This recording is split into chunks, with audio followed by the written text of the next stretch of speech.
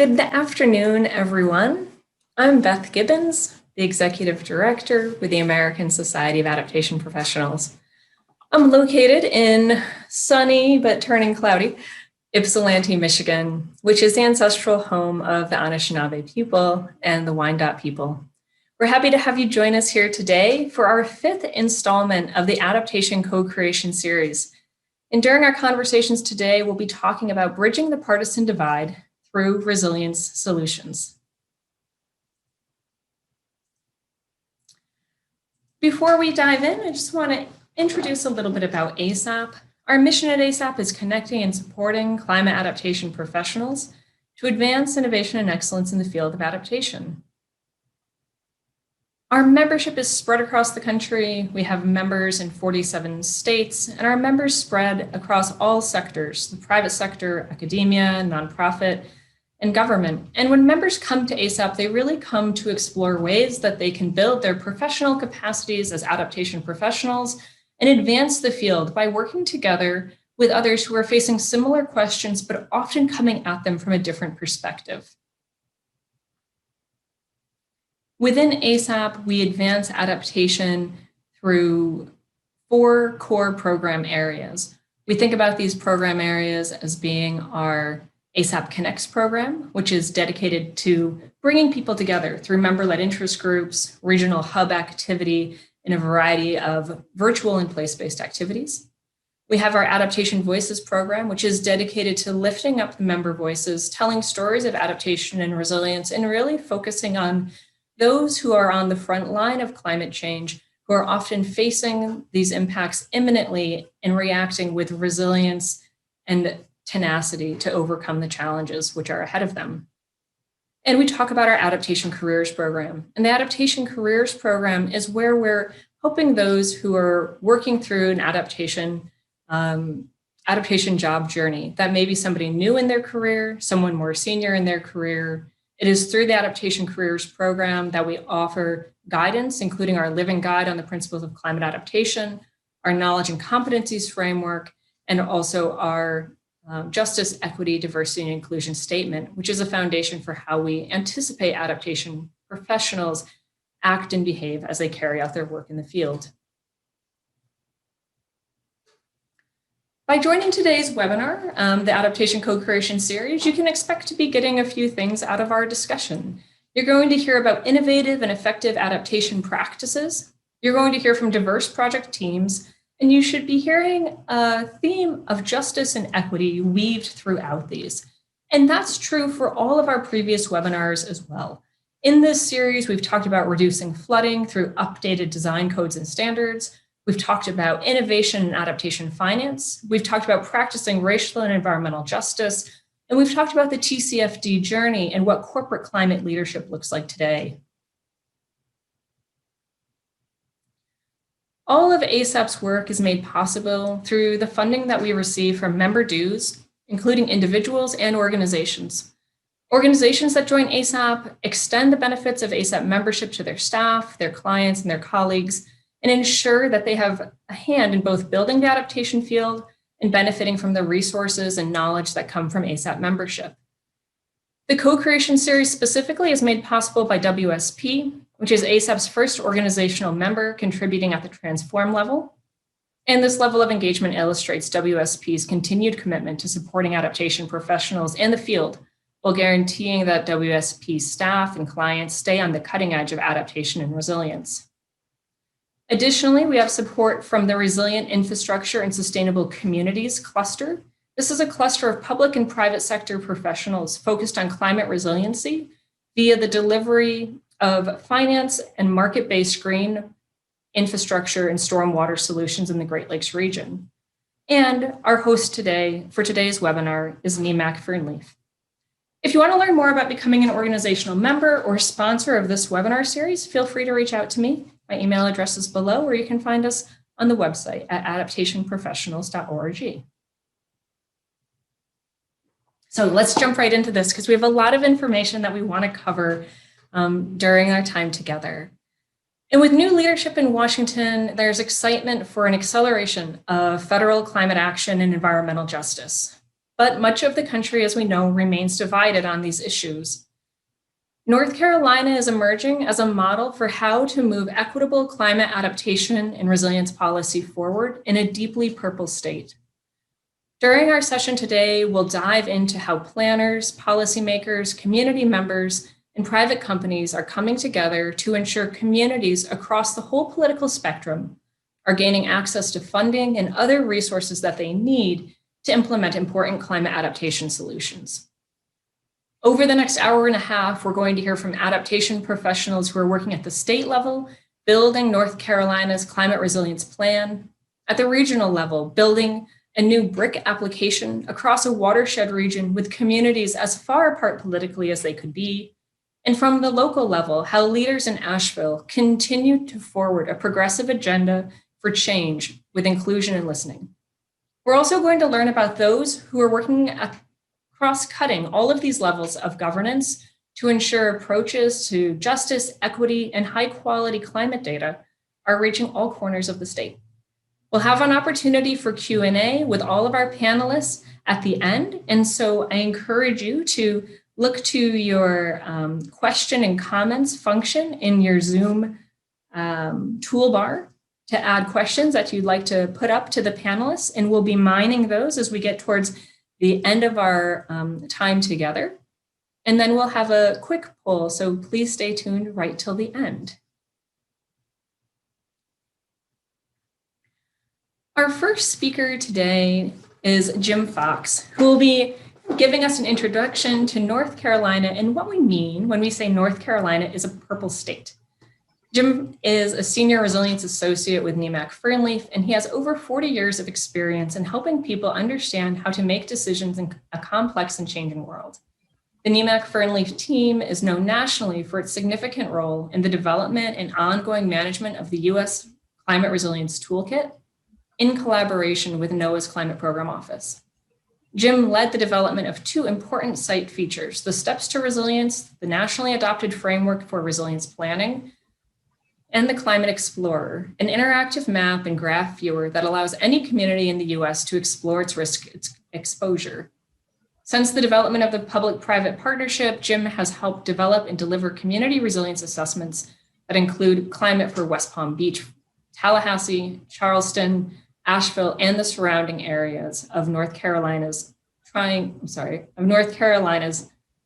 region and the state of North Carolina. So with that, Jim, I'm happy to hand it over to you. Thanks, Beth. I'm going to steal a quote from Beth here to start. She used this in a recent webinar that we've got, and you know, this idea of resilience being social equity, mitigation, and adaptation all together. And when we're looking at this complex system, we have to say, well, how can we actually move from the complexity of the problem to actually taking action on this? And that's what we want to discuss today. So as we go to the next slide, we are located, NEMAC Fernleaf is in Asheville, North Carolina. And I love this quote that was from years ago. Asheville is where weather data goes to retire. Well, it's kind of a joking statement, but we are home to NOAA's National Centers for Environmental Information, the nation's center of weather and climate information. And since I recently retired, and I like to tell people I actually transitioned, that this is really what's happening, that the weather data is becoming part of this huge climate data record. And we have some really clever people, you know, at the data center that are putting out exciting climate products for the rest of us to use. Well, back in 2003, the university formed the Applied Research Center of NEMAC to do two primary things: to help get this climate data out of the center and to create some local jobs. And as part of that mission, as we continued to be working on resilience, Fernleaf Interactive was launched as a small business spinoff in 2014. And what we can see then is through this type of activity and others, that we have over 500 people in Asheville earning a living related to climate services. And our local resilience hub is called the Collider. Go to the next slide. Well, let's talk about then how do we actually build resilience? We rely on a risk framework, which is a process called the Steps to Resilience, which is found in the US Climate Resilience Toolkit. That it goes from starting to, with the immense amount of data for looking at the hazards and the climate stressors that are related to cause those, to be moving through the 5 steps toward taking action at the end. It is a data-informed process. It looks at quantification of especially this step 2, which is what Fernleaf focuses on, of assessing vulnerability and risk. But to keep providing the results step by step in a transparent and a defensible manner so that priorities can continue to be examined and options developed, and then a community can be looking to prioritize and plan. If you go to the next slide, Fernleaf has developed a piece of software called AccelAdapt to really help empower this process. It looks at a local climate vulnerability and risk profile for communities that we work with. It starts with a values-based approach that is based on the community's assets. What makes the community special? It's rapid and affordable and can be used by a whole set of partners and practitioners that we work with daily. Perhaps most important is the data is very accessible, and it's a living assessment, because those of us that are working in the resilience space know that resilience is not once and done. You don't just create a report. It is a process where communities need to keep working on this across 5, 8, 10, 20 years to continue to be building resilience. Well, why is this important? Well, let's look at the next slide. Especially for the state of North Carolina, that this becomes a critical thing for us. This is the billion-dollar disaster graph and map that you've seen coming out of NOAA. Good friends at Climate Central put out this map, but you can see that the states that are the most red have the most billion-dollar disasters. And unfortunately, the Southeast lights up as the most red, and the dark red states, yes, North Carolina is a leader in one of these. Well, the next slide shows then the idea of, North Carolina being considered a purple state. That, in the 2020 presidential election results, we can see, the blue states and the red states sitting through here. And people would start making an assumption, oh, well, the blue counties are the ones that are urban centers and the red ones are rural. Well, it's not that simple at all. And we need to really start digging into those details to start saying, what is driving some of this partisan divide? But more importantly, not why, but how can we work with the reality of people in our state to be moving from the billion-dollar disaster reality to one of a much more resilient nature? So let's start by looking at, well, where do the people in our state live? And this map shows in the brighter orange where the population density is greater, and you can see our population centers, the large towns of Charlotte and Raleigh-Durham, Asheville to the west, Wilmington on the coast, Greensboro, Winston-Salem. And just giving you a few landmarks for those of you that don't know our state. Of course, Biltmore Estate here in Asheville, Carolina Panthers, and of course, the famous Carolina Hurricanes. Well, I'm a hockey fan, so forgive me for that one. But as we take a look at that and go to the next slide, we can start saying, okay, well, how do the number of people fit into their vulnerability? Can we advance to the next slide, please? Yeah, so we can see that the darker blue counties are showing up as the highest social vulnerability ones. These are the ones that the CDC recognizes as having, most number of minorities or poverty or aging population, a whole series of vulnerability indices. And these do agree with a lot of the rural counties.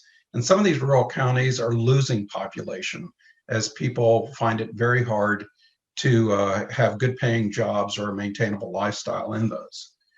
Well, as we go to the next slide, we can also see that our state as a topography is really looking at separated into three separate regions: the mountains, Piedmont, and coastal plain, with the Piedmont being the most populous. So as we go to the next slide, we can see how that relates to climate, that this is an average precipitation map, with Asheville in the west being the darkest red, having the least amount of precipitation, where just 50 miles away from us is the darkest blue, the greatest amount of population. And we know that water drives the adaptation and resilience importance. And so we can start seeing that then by moving to the next map, that this is a watershed map. And watersheds link our state, that water as it flows, as it falls from the air and flows down into the rivers, crosses our state. And the Eastern Continental Divide shows where water runs either to the Gulf of Mexico on the left or to the Atlantic. What the critical piece is, and we're going to be looking at the French Broad watershed later, is starting to talk about, well, how do watersheds link us? And you can see that we have to share our watersheds across the state, because no one county can control the water and expect others to use it as well too. So as you go to the next slide, we can start seeing how this fits in, that we're a pretty thirsty state, and 90% of that water is from this surface water, not from groundwater. And a surprising statistic that shocks most people is we use 80% of that fresh water for power plant cooling. Why is that important? It ties into the mitigation. The next slide shows a simple graphic. Well, it's not a simple graphic, but it's a clear graphic about how energy is produced on the left, whether it's from petroleum or solar or nuclear, and then how it's used moving to the right. And you can see on the left that we've been making substantial progress in our state, moving towards solar and moving away from coal. But all of these rely on water, and you have to then look at this together. As my final slide, you can then see why this is important, that $10 to $15 billion per year leaves our state for energy fuel imports. We are not an energy producing state. We're not a Texas, a Louisiana, or Pennsylvania. So it makes good financial sense for us to be working on alternative energy and the mitigation front as well too. Well, I hope that gives you a good idea about what makes our state special. And with that, I'm going to turn it over to the next speaker, Amanda Martin.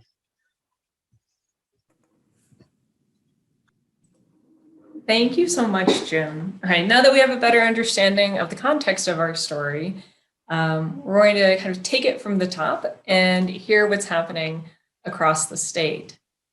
Amanda Martin is the Deputy Chief Resilience Officer with the state of North Carolina. Amanda is passionate about building resilience in ways that advance economic prosperity, strengthen housing opportunities, and celebrate cultural and natural heritage. In her current work with the North Carolina Office of Recovery and Resilience, she advances the state's resilience through policy advising, stakeholder engagement, and technical assistance. She completed her PhD in city and regional planning at UNC Chapel Hill, where her dissertation examined post-disaster home buyouts in North Carolina from the perspectives of resilience, recovery, and racial justice. Thank you so much for joining us today, Amanda. Thank you. And thank you, Jim, to the introduction to our state. As Beth said, I'm Deputy Chief Resilience Officer with the North Carolina Office of Recovery and Resiliency. We are a relatively new office with the Department of Public Safety. We were started in right at the beginning of 2019 to handle our CDBG disaster recovery funds. And we also created at the same time a small resilience team. So I'll be talking today primarily about our state climate risk assessment and resilience plan. So if we go to the next slide, I'll tell you a little bit about the origin story of the risk assessment and resilience plan. It was called for in Governor Cooper's Executive Order 80, which is North Carolina's commitment to address climate change. And primarily this was in an executive order that dealt with climate change mitigation. but it had a section on adaptation, and it was issued in October of 2018, so really before our office was even started. And it called for the state, led by the Department of Environmental Quality, to develop this climate risk assessment and resilience plan. We had no extra funding, no extra staff to make this happen. So we relied a lot on a ton of partners here. In particular, I wanted to thank NOAA and NEMAC for their help on this project. Jim was a tremendous asset for us. And I'm going to be talking today about the Climate and Environmental Justice chapter, which I was the lead author for. And for that chapter specifically, we had input from our Department of Environmental Quality, has an Environmental Justice and Equity Advisory Board. So they provided input right at the beginning about the content that they would advise including in this chapter. So if we go to the next slide, I'll tell you a little bit about what is in this chapter. We started out, first of all, something interesting is we started out calling it climate justice. It was chapter 4, climate justice. And we got input from the advisory board that they really thought it should be climate and environmental justice because climate issues are an extension of environmental justice work. And they were right. It's something, one of the many lessons that we learned along the way is that we needed to frame it in an environmental justice framework. And I'll mention a few things that provided for us along the way. So climate justice as a phrase, we said it's an analysis of the deep inequities posed by climate change impacts.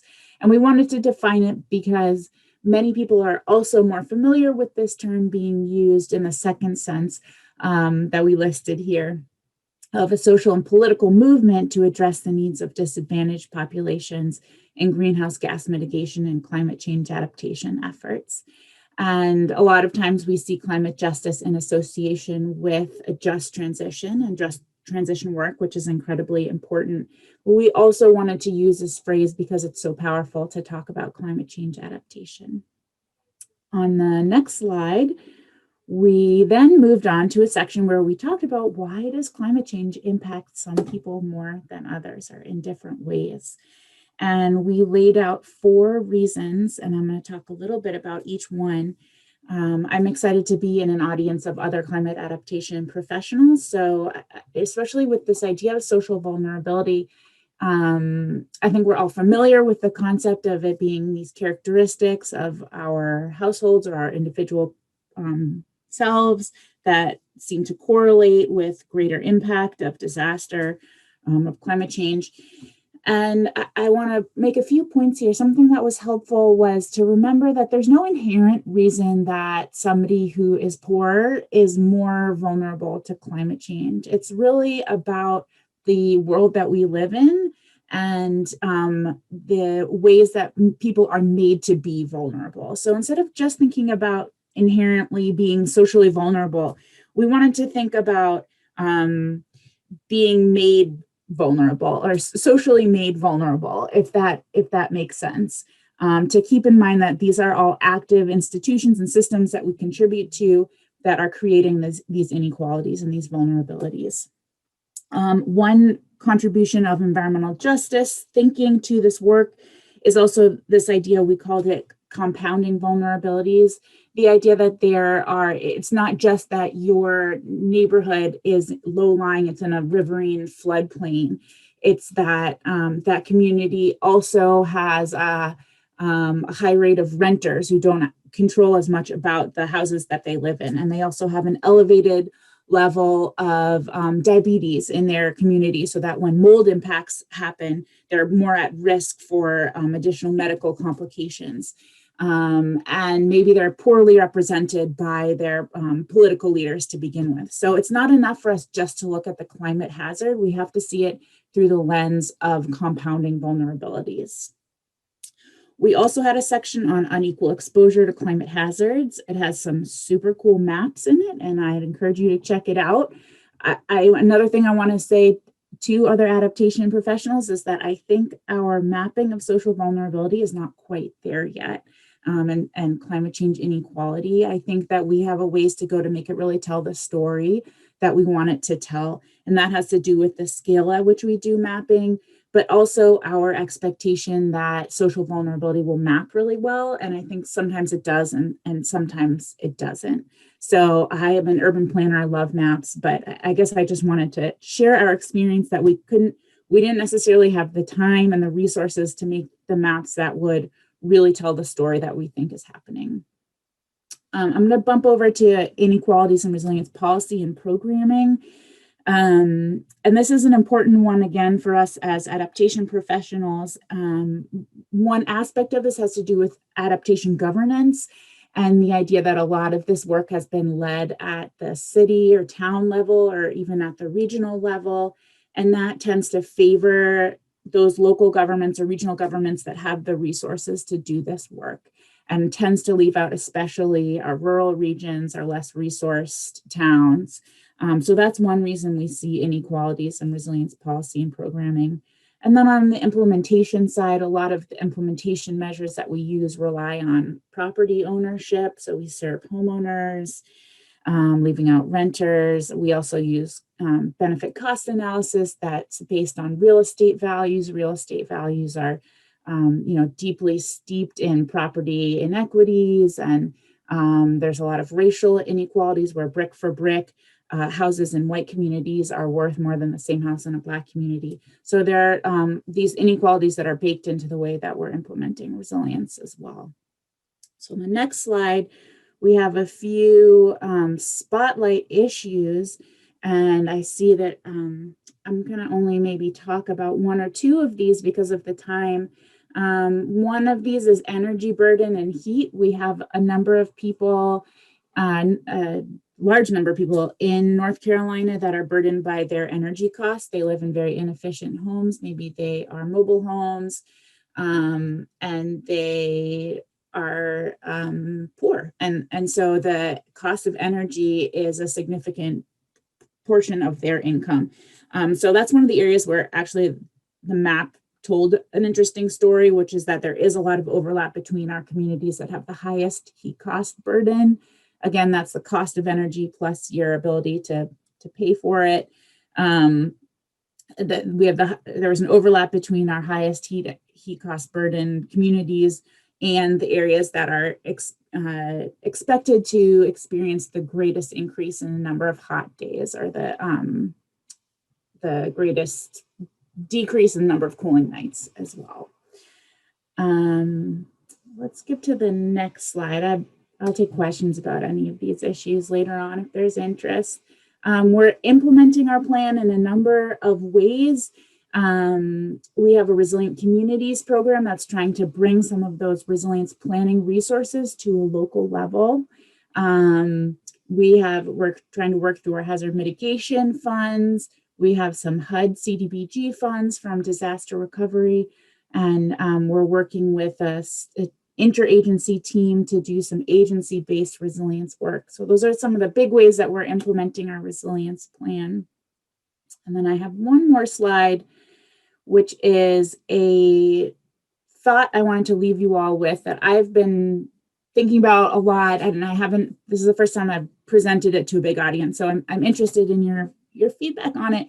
But I think that one of the ways that we can address social equity and bridging the partisan divide is to remember to balance our work as resilience professionals between physical impacts and societal impacts. And what I mean to say by that is that I think a lot of us get very caught up in the physical impact part of things, especially because we see this linear analysis process where we do the steps to resilience, we look at the science, we look at land use issues, we map our hazards and our risks, we look at infrastructure.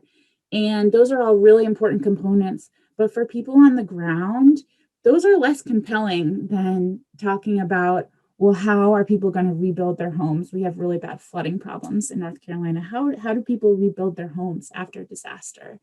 How do businesses survive? How will we keep our populations healthy?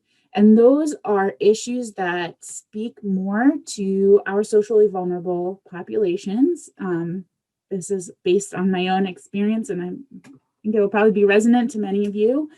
But it's also helpful in terms of bridging the partisan divide, because it helps us move past a debate about who or what is causing climate change, and it gets us to the point where we say climate change is happening, these things are happening in our state, and what are we going to do to build our state's resilience? And that is a more inviting conversation and welcoming point for many people of many different stripes, than kind of going at it hard with maps and science and the pieces that we love to do that are important but maybe need to be behind the scenes in some contexts. So that's all I have to say about the state government perspective. I think next I'm handing it off to a regional government. That was great. Thank you so much, Amanda. I really appreciate hearing how North Carolina has taken on not just the climate challenge, but addressing justice and equity directly. And I have to say that the point that you made towards the end there really resonates with me as well in the work that when I was working more on the ground as an adaptation professional, we often talked about telling a story of what has happened, what will happen, what are the impacts, but beginning with that space of really enabling people to be the experts of their own place and coming to this conversation with what matters to them, and then bringing that data to serve what is important, rather than trying to make the data be what's meaningful. And I look forward to hearing others kind of conversation around this the kind of graphic that you've shared with us around how social equity and bridging the partisan divide can be possible. Our next speaker is Mary Roderick. We'll be shifting from that state perspective to the regional level, and Mary will be sharing how Land of Sky has worked across a politically diverse watershed in many ways. Mary is a regional planner with a background in watershed restoration and stormwater management, as well as water and sewer infrastructure systems. Other focus areas are resilience planning and disaster mitigation, as well as affordable housing and community development. She completed her doctorate at the University of Washington with research focused on geodesign-based multi-scalar and multifunctional green infrastructure planning. Mary also has an MA in community planning with an environmental specialization from the University of Cincinnati. Mary, thank you so much for joining us for the conversation today. Happy to be here, and I also found a lot of things in Amanda's presentation that resonated with me, and I'm going to touch on some of those points in mine as well. So, of course, flooding, she mentioned, is a big issue in North Carolina. This is the Swananoa River corridor above Biltmore Village, and did not realize I had turned my video off. Apologies. We're good. Yes, I can see myself now. So, this flooding is the most well-known hazard in our region, but not the only one. And if you'll advance, I want to highlight one building here in the lower left corner. Sorry, I didn't mean advance. That was the one, go back one slide. So in this bottom left corner, I want to highlight this new residential development. This was built recently and clearly out of the flood elevation. And again, I will return to this, but have this image in your mind. It's not our only hazard, flooding. Of course, landslides on the next slide. Those are lots of words, slide words.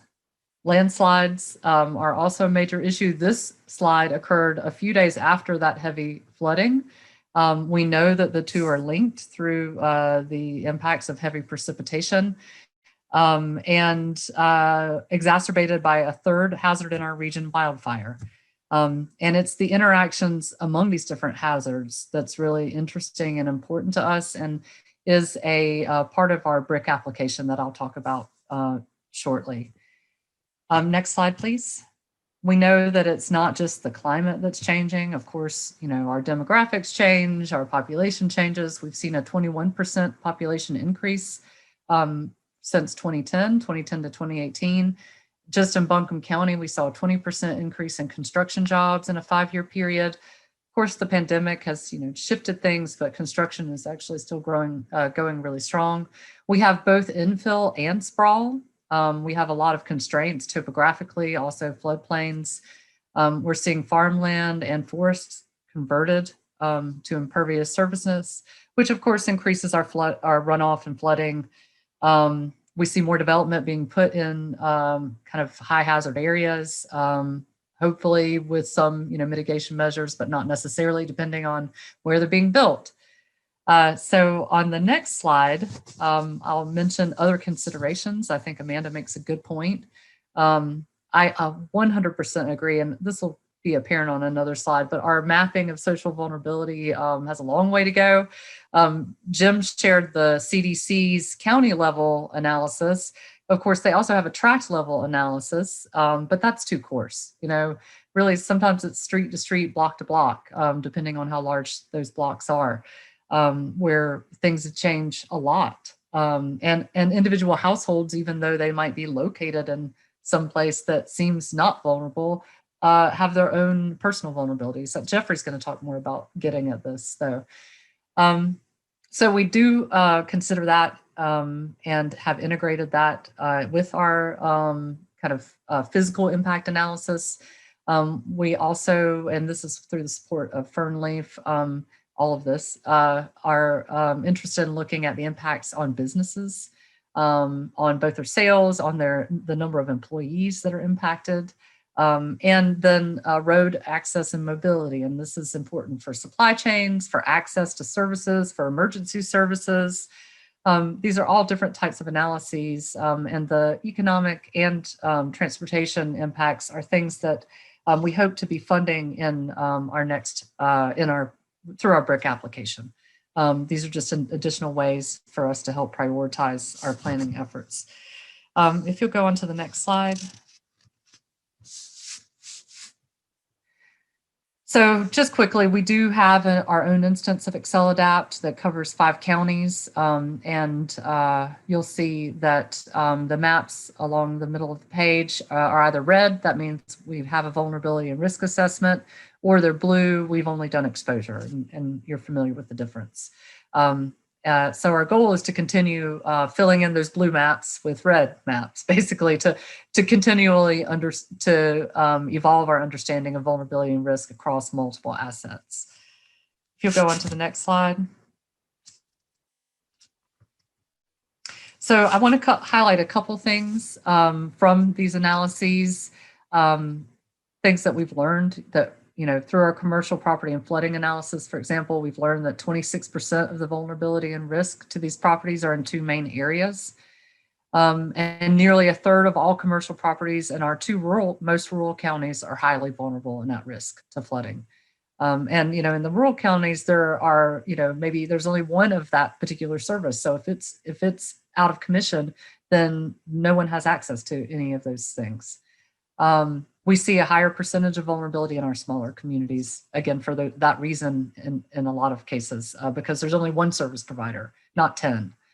If you'll go on to the next slide, we've also looked at residential vulnerability and flooding. And here, the hatched in this red map, the hatched overlays, those are the social vulnerability metrics. This is the CDC Social Vulnerability Index at the tract level, which I, again, still think is too coarse. But it does help us have some sense of kind of relationships and needs. And we do see different issues. The vulnerability index is a standardization, but we know there are different issues for urban Blacks versus rural whites versus Hispanic populations or indigenous populations that we have throughout the region. And again, Jeffrey is going to talk more about how to get past these standardized data sets and actually understand these different experiences. Next slide. Just briefly, I want to mention a few things about landslides, and we've only mapped the vulnerability in 2 counties where we have landslide data. Jim and his team are working with our state geologists to continue mapping this region. But we see that there are fewer areas that coincide with high social vulnerability. except that landslides affect transportation infrastructure, and that itself has a broad socioeconomic impact. That landslide I showed before caused a 50-mile detour for months, So, we're trying to kind of understand and account for all of these things. But we know that if you'll go to the next slide, that we really need to act on the information we already have. We have some information. Sorry, I forgot about this slide. I think I've talked about this though, that we are looking at kind of these summaries across impacts. So yeah, go ahead. So assessment to action. We are also obviously using steps to resilience framework. This framework does tell us, yeah, okay, think about it, explore it, but make sure you get to prioritizing and planning and taking action. And for this, we know that regional partnerships are critical and that building resilience requires a holistic approach. And I want to make sure I get my notes. I've got my husband's soil report right in the middle of my notes. So in terms of taking that holistic approach, we want to, leverage the opportunities to share resources. We want to use existing structures and responsibilities of governance because those are in place. And think about, how we need to expand those. But they're already making decisions about planning and regulation, land use, infrastructure investments. Those are incredibly important. They're costly, and we certainly want to think about social justice as those decisions are made, and as we think about, where are hazards, where do hazards need to be mitigated, where do we need to be adapting, and thinking about that across races, ethnicities, and income levels in both our urban and rural counties. So all of that went into our BRIC application. On the next slide, we submitted the BRIC application first to North Carolina DPS. We were selected as the highest scoring planning application to go on to FEMA. We're still waiting to hear back, but it's got a regional scope, but also has a local scope. We're looking at actually two different watersheds, one in Henderson County and one in Buncombe County, and the communities within those watersheds. And we're looking at things like, I'm going to mention the hazard mitigation plans first. We have two different ones for our region, the Metropolitan Transportation Plan, but also the comp plans. We have multiple comp plan updates going on right now. Stormwater management plans, building codes, steep slope, erosion, sediment control, and landscaping ordinances. All of these things are happening in each of these communities and each of these jurisdictions. And we really want to understand what the opportunities for mitigation and adaptation to the hazards that I've talked about are across all of these different levels of planning. The FEMA, I don't have it in here, but FEMA and EPA's Regional Resilience Toolkit has a really cool graphic that kind of shows this integration of resilience planning across multiple levels of planning and implementation down into the regulatory environment. We did partner with Fernleaf as well as ESP Associates and our member governments in multiple departments, both planning, emergency management, public works, and community development, and working on this application. It does span 2 watersheds in 2 counties, and like I said, multiple jurisdictions. So fingers crossed that we get this in this round. If not, we'll try again. And if you'll go on to the last slide. So I'm going to come back to that image that I showed in the beginning. Down in this lower left corner, we see that residential building being built. You see how many changes they're making to the site. We're thinking adaptive capacity by design, right? But design across multiple levels of our work. In this case, it was the interaction of building codes, floodplain regulations, and site and building design strategies that are helping keep this property and its residents out of harm's way. We know that we need kind of a broad approach, and we need to use multiple tools. And that's how we're using our resilience assessment and working with our member governments to do this. So I'm really excited about the state level framework and guidance that they're providing, and also looking forward to hearing from Jeffrey. And that's all I have. Thank you. Thank you so much, Mary. I really, really appreciate hearing that perspective. I know inherently and because I can read maps, that North Carolina is a complex place. But I don't get to hear the stories so often from Western North Carolina, and that conversation around landslides and these climate risks and hazards which are being faced. It's just, I really appreciate going from the state perspective as we start and funneling down to this very local perspective, which Jeffrey will be bringing to us. So we think about the complexity that it means to be reacting to climate change across the state. So part of the patchwork of North Carolina's purple quilt, which we've talked about a little, are patches of some deep blue. And one of those patches is Asheville, North Carolina. Asheville is a city that is leading in sustainability, and with its recent passage of a reparations bill, it's showing its leadership in racial justice as well.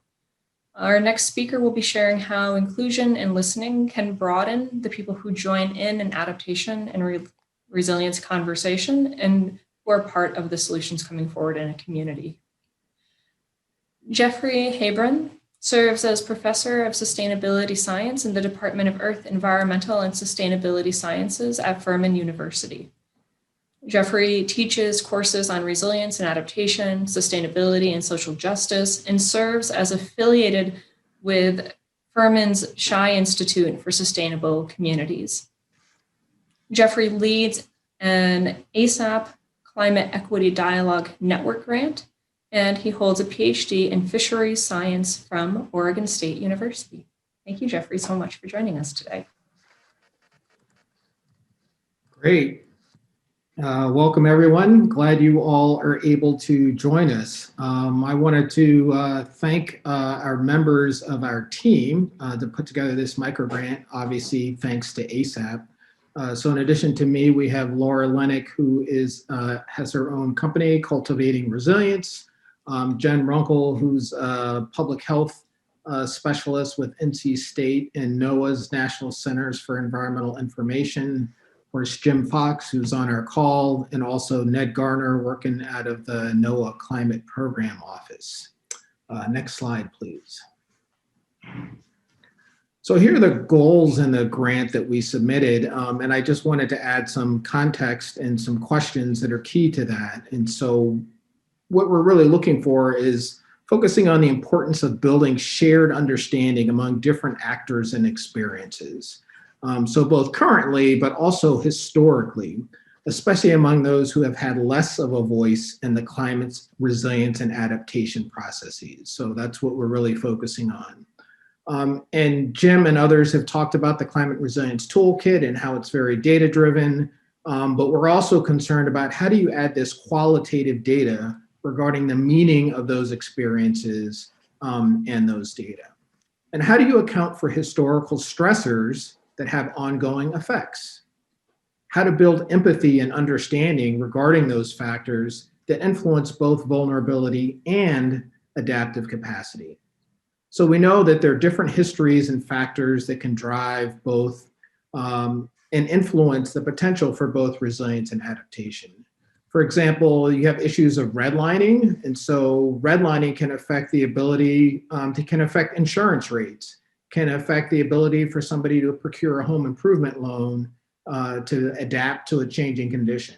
So it's easy for one thing to say, we need to weatherize homes, but if you can't get a loan to do that, and the reason why you can't do that is historical in nature, it's important to recognize that.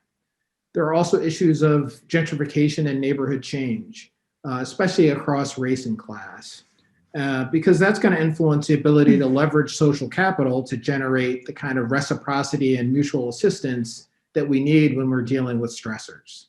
Okay. And so for our grant, we're really thinking about three audiences here. So the first one, it's a networking grant. So it's really about us as adaptation professionals, having conversations and also trying to build a better understanding of groups with whom our decisions will impact.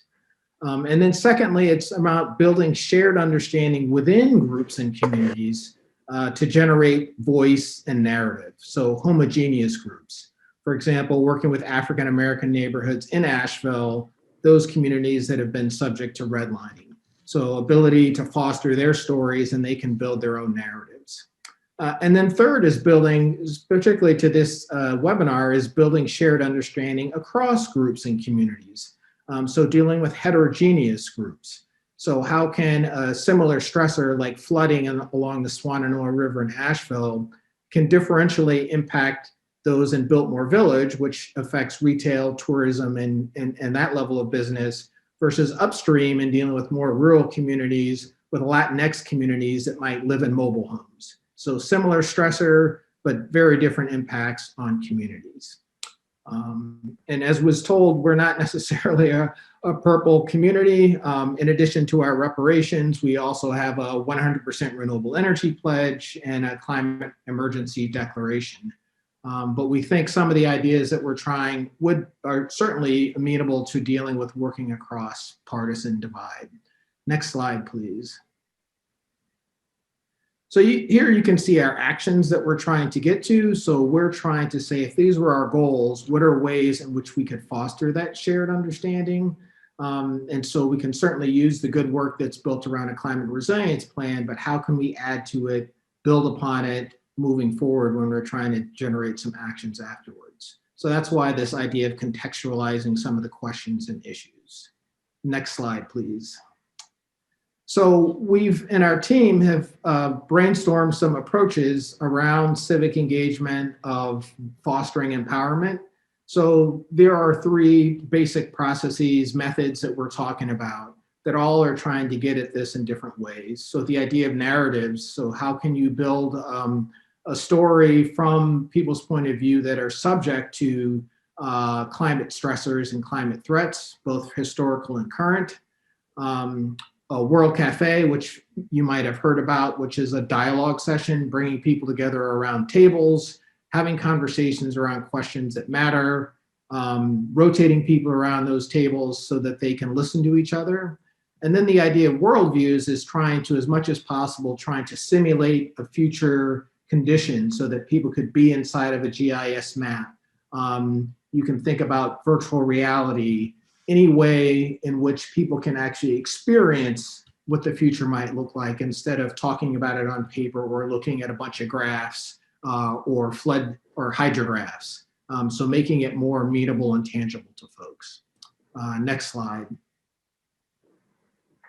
So the idea of building through listening, and this becomes really important, especially working across the partisan divide. So looking at the view of the World Cafe is saying listening is what's really important. So whether it's listening for problems, listening for goals, listening for actions, encouraging people to listen is really what we're trying to get at. And World Cafe provides this explanation of the importance of listening, but this idea of listening cuts across the narratives, the worldview, or a World Cafe. Next slide, please. And so, since we are part of adaptation professionals, we should recognize that context matters. And so the way we engage people probably will be different in different contexts, and what works in one context or in one community may not work in another. And so we've come up with this framework for looking at if we were working with a given community, an African-American community in Asheville, is working on a narrative framework something that would benefit that community? Or is generating a World Cafe something that would work better? Or how about a worldview? And so it also depends on our audience, the timing. We're now in COVID, we're working remotely. So the notion of a World Cafe where people are physically in a room together may not work so well, but we can work it with Zoom and breakout rooms. So recognizing that we have to be flexible about finding ways to engage with people in different ways. Next slide, please. We also talk about being generative, and so not necessarily agreeing to one particular approach, but the idea that we might be able to have some design options that build upon each other. So we might start off with putting people in a simulation where they recognize, what the future might look like with future flooding or with higher temperatures, what that might look like, and then build into a narrative framework where we might engage in intensive interviews to get a historical context of what it was like in that particular area. And then that might lead into a World Cafe. And so you might start off with homogeneous groups telling their stories, building narratives, and then you bring a heterogeneous group together in a world cafe so that people can listen and understand other people's experiences. And of course, there's other iterations of this sequencing. So recognizing that there's not a one size fits all, but we all do have options in order to foster more shared understanding of the experiences that people have had, are having, and might have in the future. Next slide, please. So that's it for us. And so I look forward to anybody's thoughts moving forward on these approaches. But like I said, we think this is going to be amenable to working across partisan divides, but also recognizing even within the city of Asheville, we have plenty of differences in which we need to work across. Thank you. Awesome. Thank you, Jeffrey, so much. I think it's really important for us to remember that when we're talking about any elements of climate adaptation and resilience, but especially when we're talking about justice and equity, diversity and inclusion, there's always more that we can be doing to broaden our coalition and ensure that we're really being intentional with the inclusion of the voices from across the community. And that means maybe rethinking how we go about this public engagement processes. So we are going to hear from our final presenter, Ashka Patel. Ashka has 5 years of experience in tailoring and communicating climate change information for decision making. She combines her knowledge of climate change and environmental resource management for decision-centric assessments of climate impacts, vulnerability, and risk. Ashka will be sharing how her work at NEMAC and Fernleaf has connected justice and equity through local and state planning processes. Thank you so much for joining us, Ashka.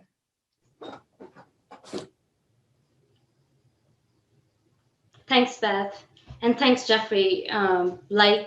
Like Beth said, I'm very excited to hear about how your work can influence my role as an adaptation professional to ensure that we hear from frontline communities meaningfully.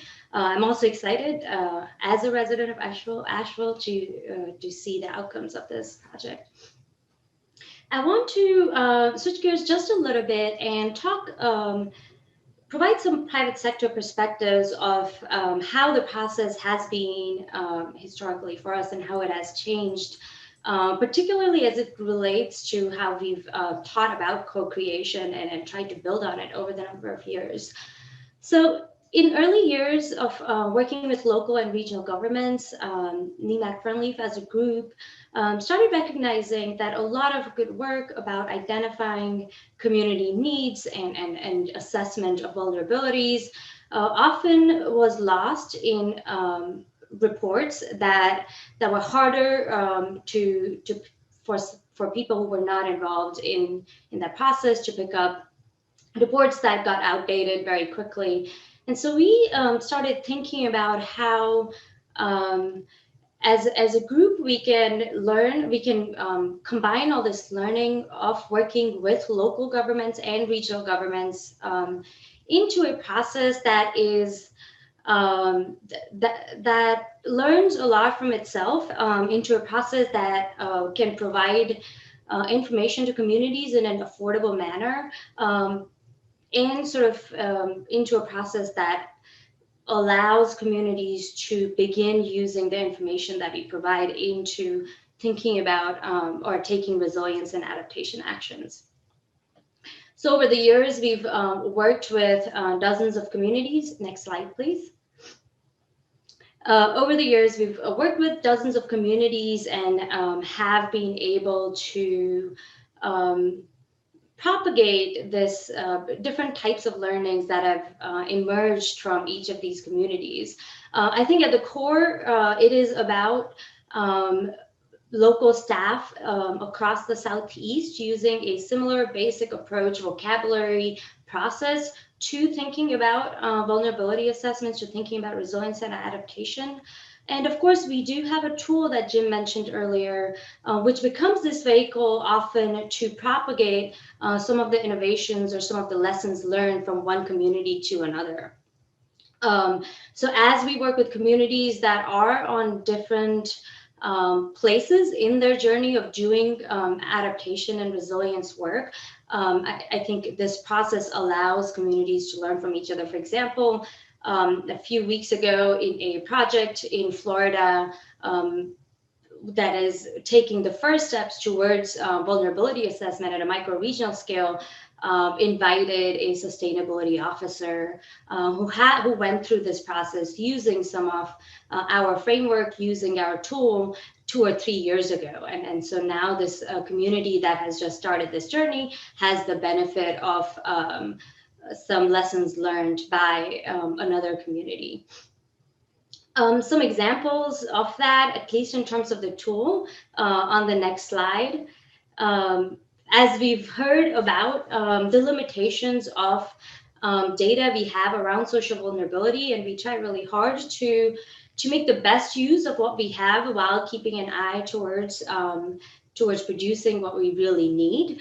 For example, we've had City of Tallahassee that recognized that from the perspective of or for the purpose of gaining quick insights around the combination or co-occurrence of physical and social vulnerability across their city, they really wanted to look at or highlight the most vulnerable neighborhoods. And so they asked if we can do this overlay map. It's a sort of simple example, but I think then from there on, we are able to then propagate that very quickly in a very scalable manner to other communities that also have now found similar ways of being able to interrogate or looking at information around social vulnerability, along with physical built environment vulnerability.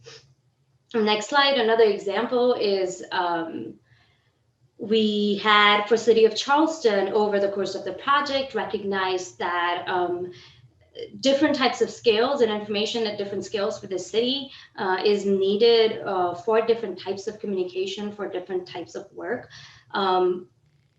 For the city, the neighborhood scale or strategic areas were where cities often developed individual neighborhood plans, and they wanted us to combine the census geometries to aggregate results for that scale. Turns out that's an important or a similar type of strategic area concept was important for Land of Sky, as they thought about not just different jurisdictions and centers of urban population, but also rural zones around or rural areas around that population. That's just some examples of how we are very rapidly able to propagate questions and concerns and values and lessons learned from one community to another, to the extent that some of the baseline information and the form of it does remain same across communities in terms of what is useful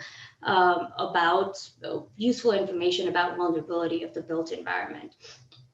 On the next slide here, then, over the course of years, what we found that for us to have the biggest impact in terms of reaching as many communities as possible, including those who operate under very resource scarce environments, that we found ourselves, or we're finding ourselves increasingly in this position of being the company that provides the analytical resources, analytical tools, and analytical information, along with our sort of ideas about the process that it takes to take a whole community approach to resilience and adaptation work, and then work with some local experts in the form of architecture and engineering companies. These are practitioners who have built longstanding relationships, often with large or mid-sized communities. They have good knowledge of the built environment that already exists, and they're able to use this, be the sort of trusted sources of assessment and information, and have existing relationships with the community. So in this megaphone model, we are able to incorporate a lot of existing national resources in terms of data sets, best practices, emerging understanding of, for example, issues around social equity and justice, and are then able to incorporate that with our longstanding experience of working within the structures and responsibilities of local and regional governments, within the sort of limitations of how this type of work, for example, is produced or contracted for, and are now increasingly reaching a lot more communities than we would otherwise, working just on our own and interfacing directly with decision makers. So that's a little bit of our story about how co-creation has looked like for us. Co-creating has meant for us working directly as well as indirectly with national resources, and then working directly with other private sector partners, as well as the communities themselves, local government staff themselves. If you were listening, next slide, please. If you listened to Amanda and Jeffrey's talk earlier, then you'd recognize, and certainly we recognize the need to make space for frontline communities to be true partners in this work at the local and regional scale. Whereas there's a lot we have done and we continue to do in terms of integrating considerations around social vulnerability, integrating data about historical practices and policies and its effect on vulnerability as it stands today. That quantitative information, while useful, does not supplant the actual voices of frontline communities. And so projects like Jeffrey's are perhaps are key to us starting to understand what our role is within this sort of green box, if you will, in making space for how those voices are heard and incorporated in local and regional adaptation, resilience planning, and implementation projects. I think that's all I have. Excellent. That's all that I had. Thank you so much, Ashka. I really love hearing how NEMAC and Fernleaf is transferring lessons from the local to the state level and back again. I really enjoyed seeing that, those graphics of, I think we need, oh yeah, that's helpful. Because that kind of transfer of information and lessons and best practices, I think really makes all of us more resilient and really is a key part of what we think about at ASAP when we talk about accelerating the field. So finding those partners who can help transfer lessons. And I just really respect NEMAC Fernleaf's model that those lessons that are learned in Tallahassee aren't just for Tallahassee, like they then are for the community to be built upon. So thank you so much for sharing that.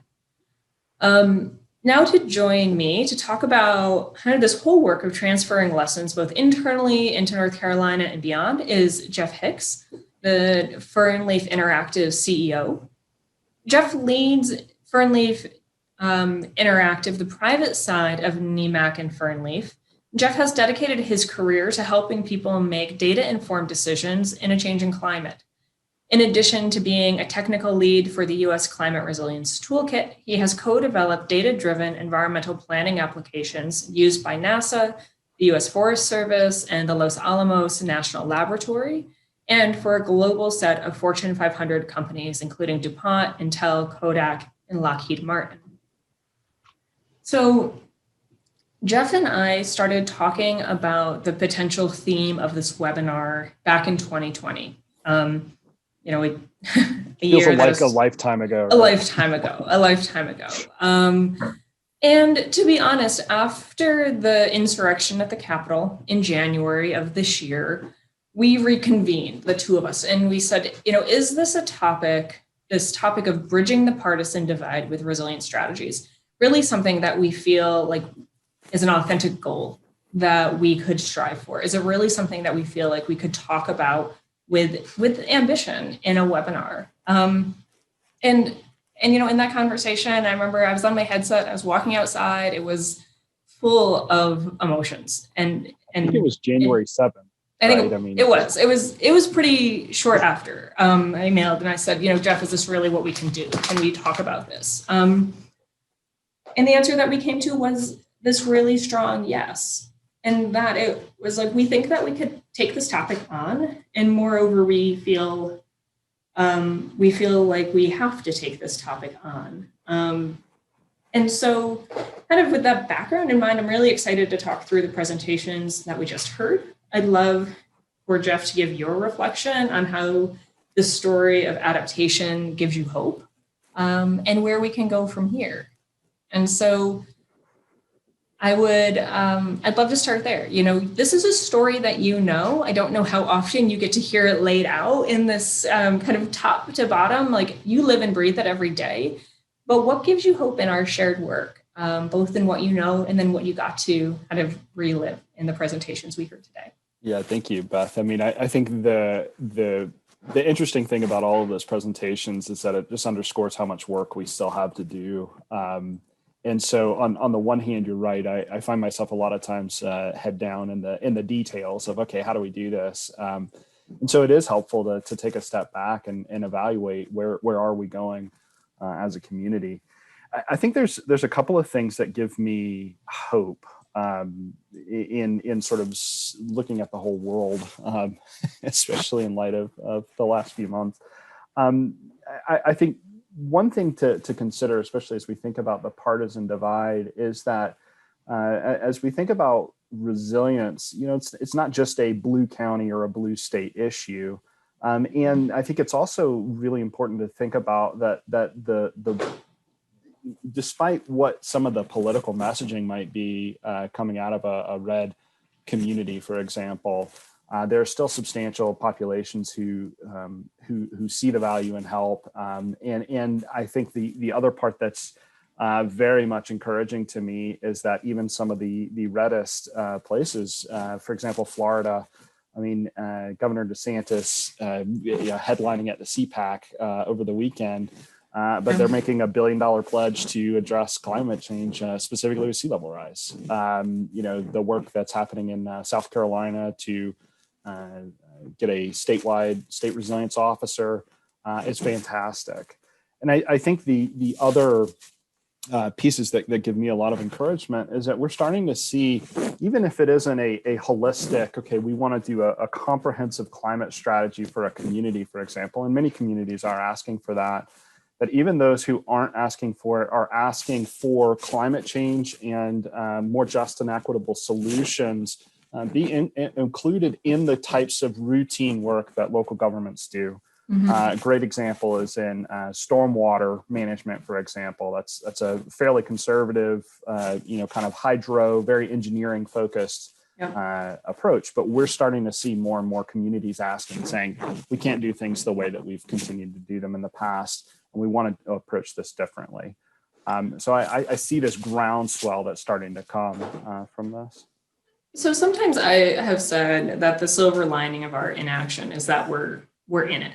Right, like we're in it, and politicizing. You can't disagree with what you're seeing on the street. That's like sure. You can't politicize away the reality of how climate change is hitting our communities. Do you feel like some of what's opening up in the ability to move work forward is just kind of like being at that tipping point, and maybe where I think that a lot of this work is often like shoveled onto local governments.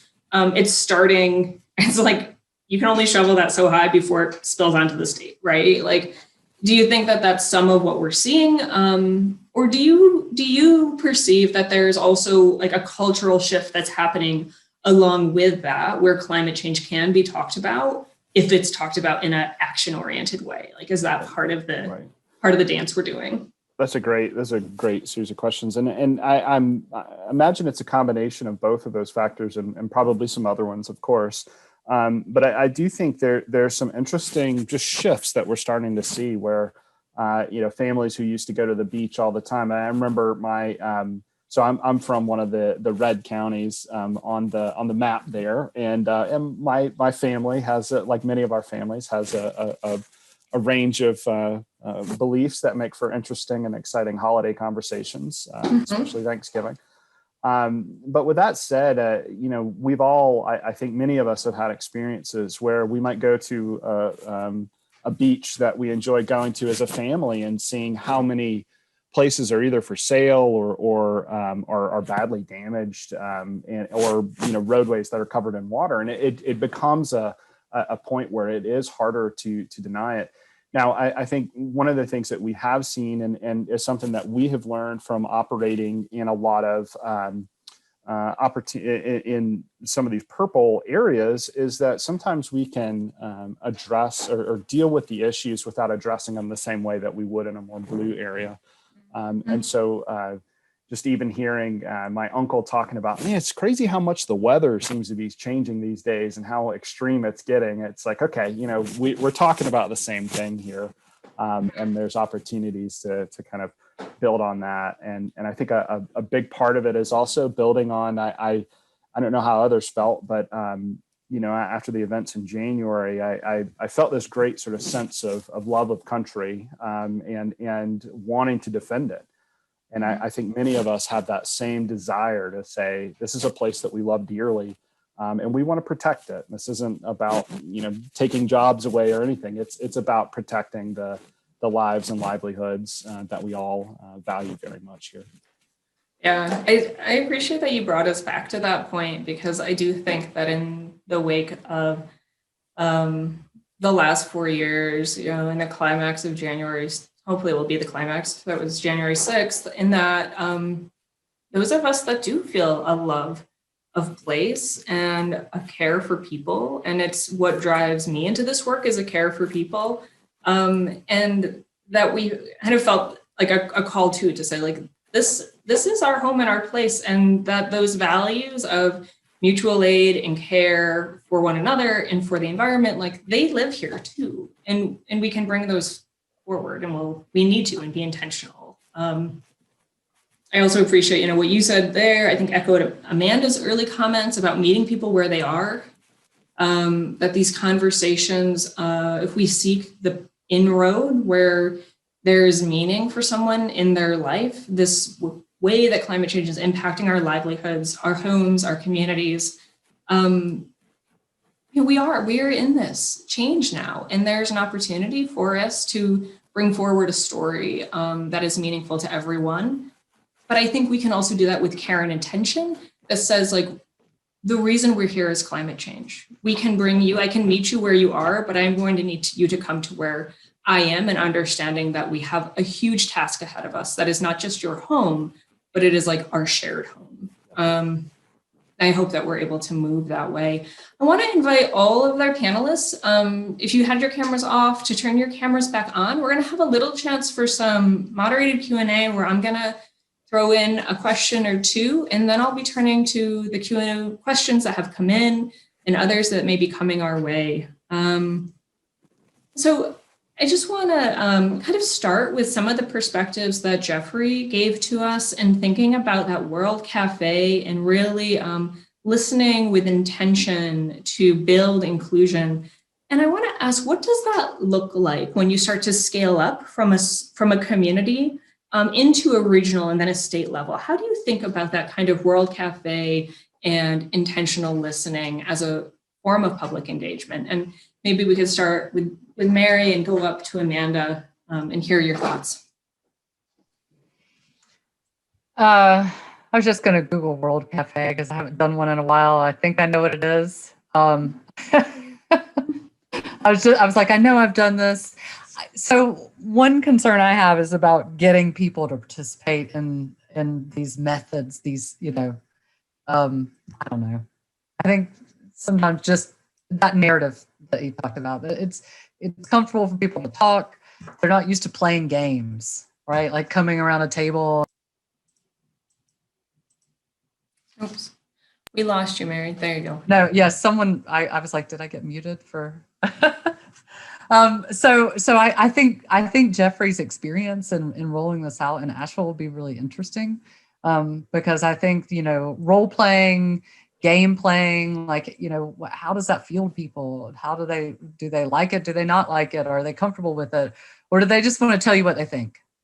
Period.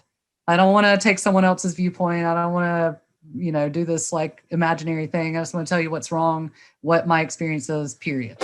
Like I'm curious to see what kind of experience you have with that in the local community. But, you know, at a regional scale, I don't know, polling, surveys suck, you know, we do them, but I don't have a good answer. I think a lot of it is like what I'm doing right now with the housing plan is doing county by county stakeholder meetings, inviting a broad group of people there, having, you know, doing my research beforehand, knowing what they do, how they do it, who they serve, asking direct questions, asking for them to tell me what's on their mind. Yeah, that's one person, right? Like synthesizing a bunch of information. Are we going to get away from that? I don't know. Is there a way to kind of automate that? Or, you know, I mean, of course, there's natural language processing. There's a lot of these kind of different things happening with Twitter analysis, for example. I don't have an answer. I'm sorry. It's okay. Difficult question. But I think it's incredibly important, right? Mhm. Like I 100% believe that individual people's lived experience is vital to understand and know.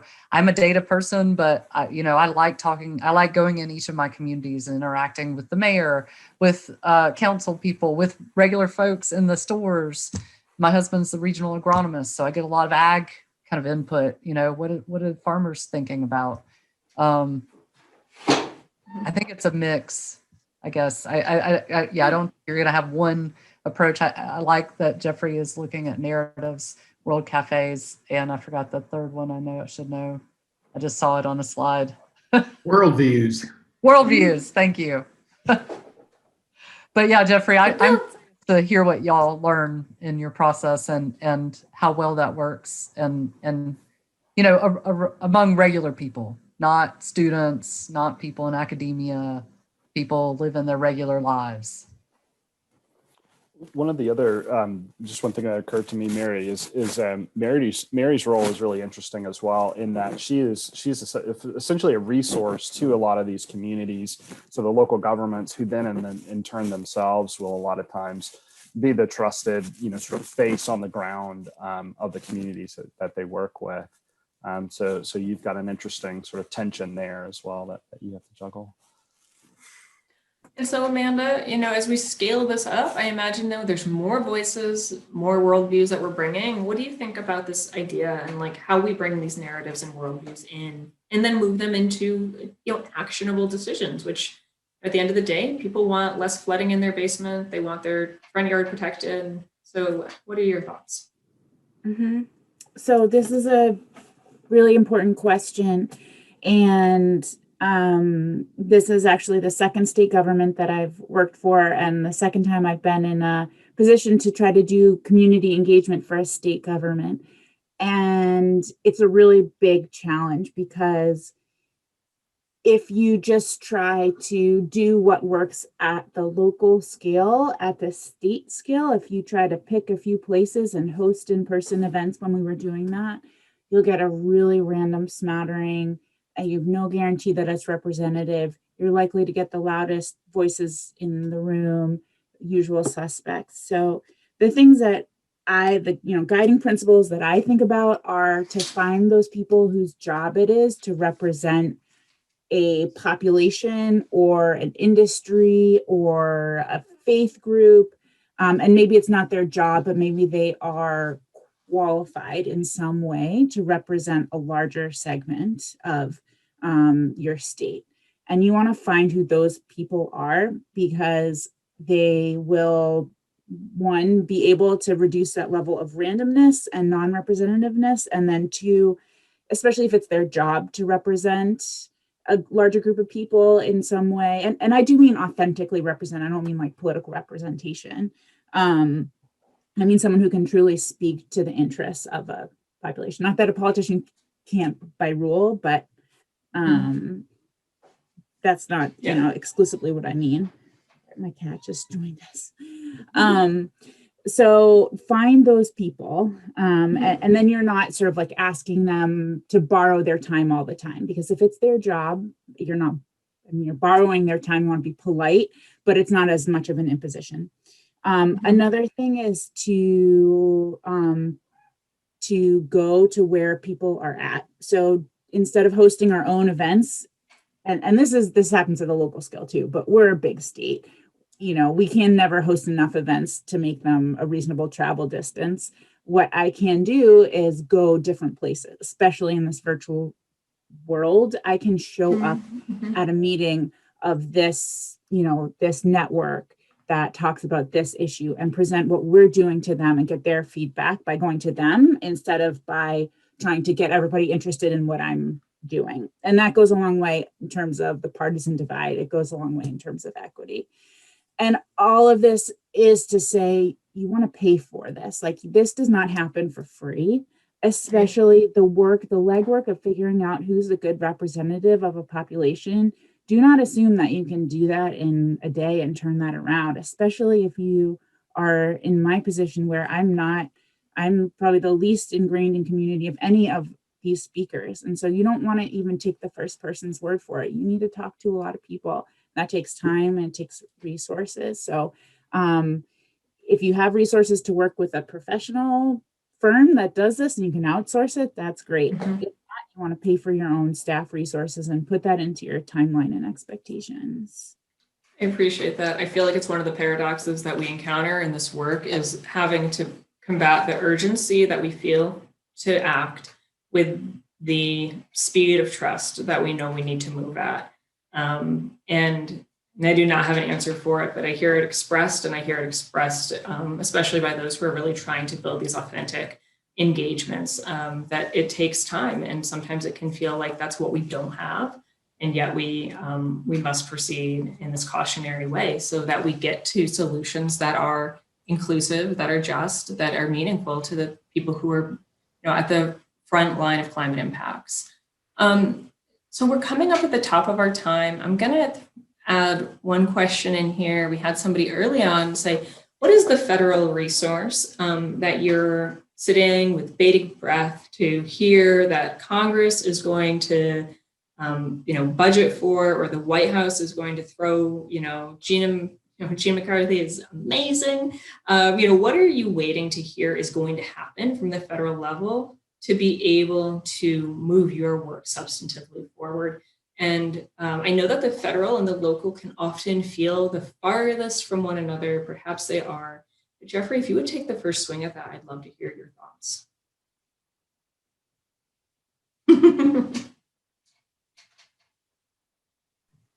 I'll punt to my colleagues on that one. Okay, no problem. Anybody want to hop in on it? I can. I'm really interested to see what gets funded through BRIC.